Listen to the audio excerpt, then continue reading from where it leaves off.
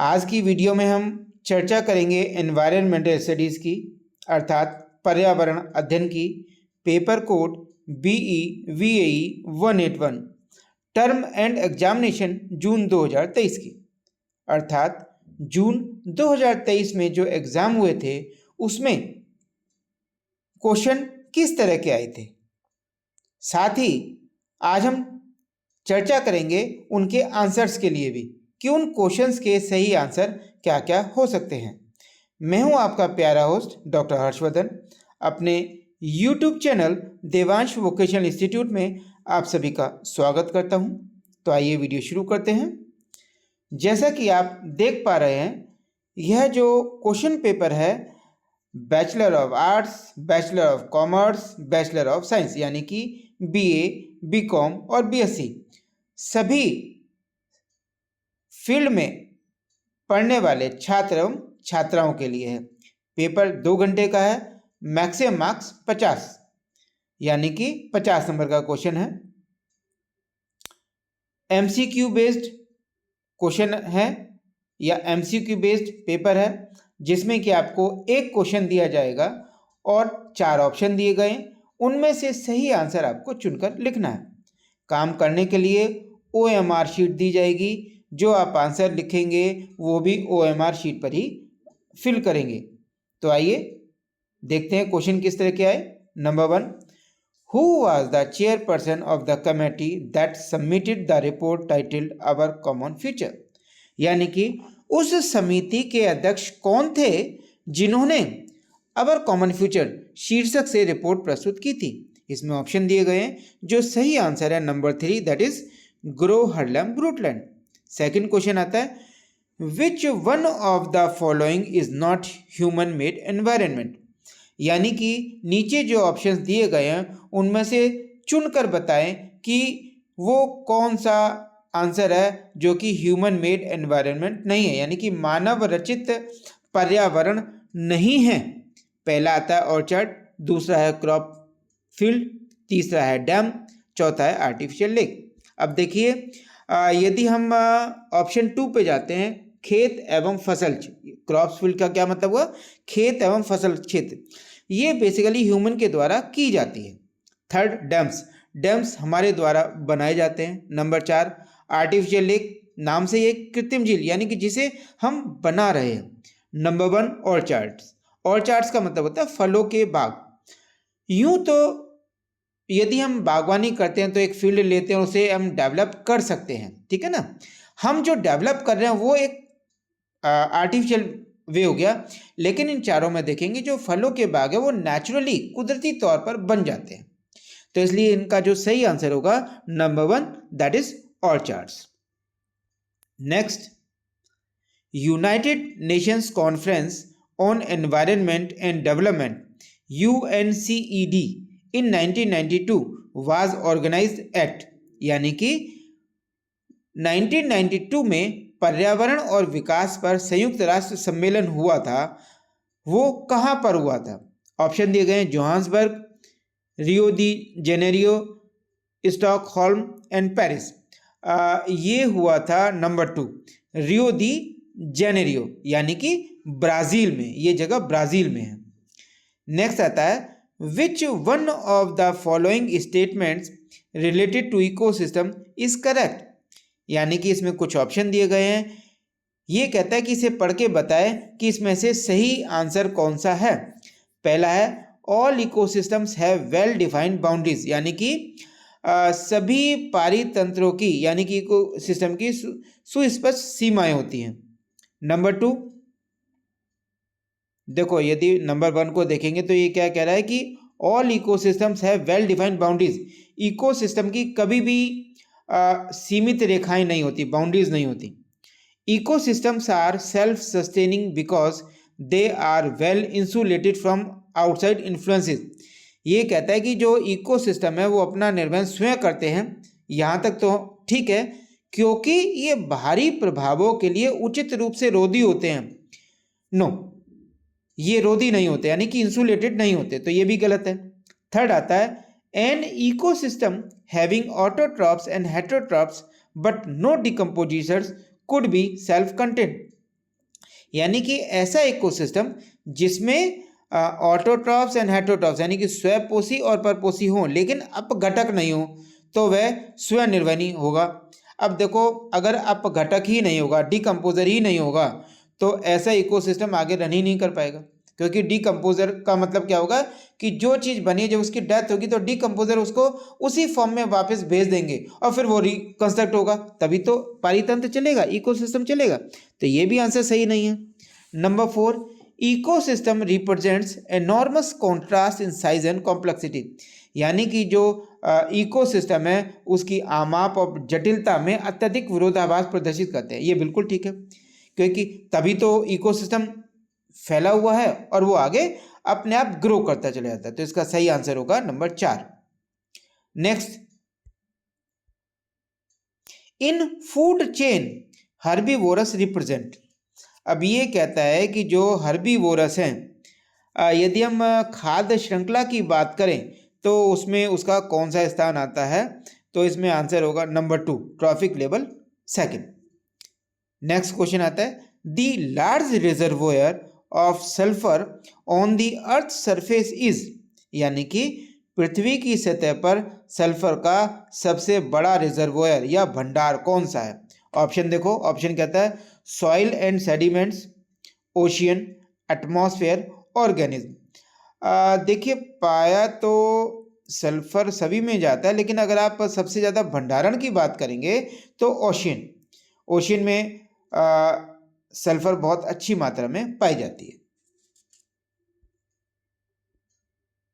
Next आता है, which one of the following is known as the primary community, यानी कि जो ऑप्शन दिए गए हैं इनमें से चुनकर बताएं कि प्राथमिक समुदाय कौन सा है, प्राइमरी कम्युनिटी कौन सी है।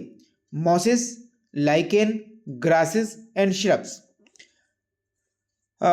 इसमें देखिए जो आपका सही आंसर आएगा नंबर 2। क्यों, वो भी बता देता हूँ।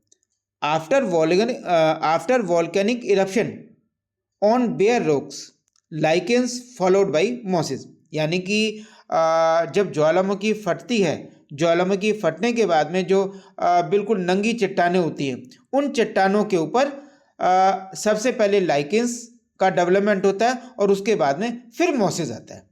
तो यहाँ पे जो प्राइमरी कम्युनिटी आएगी वो आएगी लाइकेन्स की। Next, the predominant predatory bird in desert ecosystem, यानी कि मरुस्थल पारितंत्र में प्रमुख परभक्षी पक्षी कौन है। अब इसमें देखो एग्जाम्पल दिए गए हैं, कैलॉट्स, वर्सिकलर, यूरोमेस्टिक्स, हार्डविकी, रैकोफोरस, मेलाबेरिकस एंड फोर्थ है जिप्स बेंगालेंसिस। इनमें से अगर आप सही आंसर देखेंगे, अब पहले जो एग्जाम्पल दिए गए हैं उनको आप समझ लीजिए। ये बेसिकली पूछ क्या रहा है, ये पूछ रहा है कि डेजर्ट में यानी कि मरुस्थल में प्रमुख परभक्षी पक्षी कौन सा है, ठीक है ना। प्रीडोमिनेंट प्रीडेटरी बर्ड, ये पक्षी की बात कर रहा है। एग्जाम्पल क्या दिए गए, कैलॉट्स वर्सिकलर, ये क्या होती है, कैलॉट्स वर्सिकलर होती है बेसिकली गार्डन लिजर्ड को कहते हैं। नंबर 2, यूरोमेस्टिक्स हार्डविकी, ये किसे कहते हैं, स्पाइनी टेल लिजर्ड, यानी कि ऐसी छिपकली जिसकी पूंछ पर कांटे होते हैं। नंबर 3, रैकोफोरस मेलाबरिकस, ये होता है ट्री फ्रॉग, जो ऐसा फ्रॉग जो केवल पेड़ों पर पाया जाता है। नंबर 4 है जिप्स बेंगालेंसिस, ये होता है वल्चर गिद्ध, दैट इज स्कैवेंजर, जो कि मरुओं पर फीड करता है। अब यहाँ पे वो बेसिकली पक्षी बर्ड पूछ रहा है। अब गार्डन लिजर्ड नहीं हो सकती, स्पाइनी टेल लिजर्ड वो भी रेप्टाइल है, दोनों ही रेप्टाइल हो गए। जो फ्रॉग है वो बर्ड में काउंट नहीं होता। अब आता ये जो वल्चर है, देखो वैसे तो अगर सही मायने में देखा जाए इस क्वेश्चन में कुछ मिसिंग है, आंसर कुछ और देना चाहिए था या इसे कुछ और पूछना चाहिए था। लेकिन अगर इनमें से ही हमें चुनना है तो शुरू के 1, 2, 3 ये तो बर्ड है ही नहीं। अगर बर्ड की बात करेंगे तो बेसिकली फिर चौथा आता है वल्चर, वो इसमें सही आंसर हो सकता है अगर इसके अकॉर्डिंग देखें तो। अदरवाइज समथिंग इज मिसिंग, तो आंसर इसके हिसाब से चौथा हो सकता है। Next, the attached organism in an aquatic ecosystem which lives at the interface of air water is known as, यानी कि इसमें एग्जाम्पल दिए गए Newstone, nekton, plankton and benthos, तो आंसर होगा Newstone. Next, in ocean dash zone is shallow and rich in species with high productivity. अब example दिए गए लिटोरल, नैरिटिक, पैलेजिक एंड बेंथिक। इसका जो सही आंसर होगा दैट इज नैरिटिक। जो नैरिटिक जोन है ये क्या होता है, ये सतह से 200 मीटर नीचे तक गहराई में समुद्र में जाता है। और बेसिकली क्या होता है कि, या आप ऐसे कह सकते हैं कि सतह से लगभग 200 मीटर नीचे समुद्र में सनलाइट पहुंच जाती है, ठीक है ना। और ये जो नैरेटिक है इसी वाले जोन को कहते हैं। तो जितने हिस्से में सनलाइट आसानी से पहुंच जाती है उतने हिस्से में जो प्रोडक्टिविटी है, प्रोडक्शन है, वो बहुत तेजी से होता है। तो इसलिए इसका सही आंसर होगा नैरेटिक। नेक्स्ट आता है, which one of the following forest has the most diverse community, यानी कि निम्नलिखित में से कौन से वन में सबसे विविध समुदाय होते हैं, यानी कि डाइवर्सिटी किस में ज़्यादा होगी। पहला है कॉनीफेरस फॉरेस्ट, दूसरा है टेम्परेट एवरग्रीन फॉरेस्ट, तीसरा है ट्रॉपिकल रेन फॉरेस्ट एंड चौथा है सब ट्रॉपिकल रेन फॉरेस्ट। इसमें आपका जो सही आंसर होगा that is tropical rain forest. Next आता है, loss of water in vapour form from the plant is known as, यानी कि पौधे से वाष्प के रूप में जल की जो हानि होती है उसे क्या कहते हैं। Condensation, sublimation, evaporation, transpiration. इसका सही आंसर होगा दैट इज फोर्थ, ट्रांसपायरेशन। जो ट्रांसपायरेशन है बेसिकली वो एक वाइटल प्रोसेस होती है जो कि प्लांट को ठंडा रखने में मदद करती है, जो न्यूट्रिएंट्स होते हैं उसको एक जगह से दूसरी जगह ले जाने में हेल्पफुल होती है, और साथ ही उसके अंदर वाटर बैलेंस को बनाने में हेल्पफुल होती है, that is transpiration. Next, which one of the following is an economic impact of drought, यानी कि निम्नलिखित में से कौन सा सूखे का एक आर्थिक प्रभाव होता है, यानी कि अगर सूखा पड़ जाएगा तो उसका लॉस क्या होगा। Number 1 conflict between water users, number 2 loss of crop, number 3 erosion of soil, number 4 shortage of food.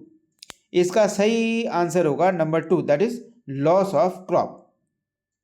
यानी कि अगर सूखा पड़ जाएगा, ड्राइनेस आ जाएगी, तो सबसे ज़्यादा असर कहाँ पड़ेगा, फसल को हानि हो जाएगी, क्योंकि फसल बिना पानी के हो ही नहीं सकती। अगर सूखा पड़ेगा तो सबसे ज़्यादा फसल को हानि होगी, तो इसका सही आंसर होगा लॉस ऑफ क्रॉप।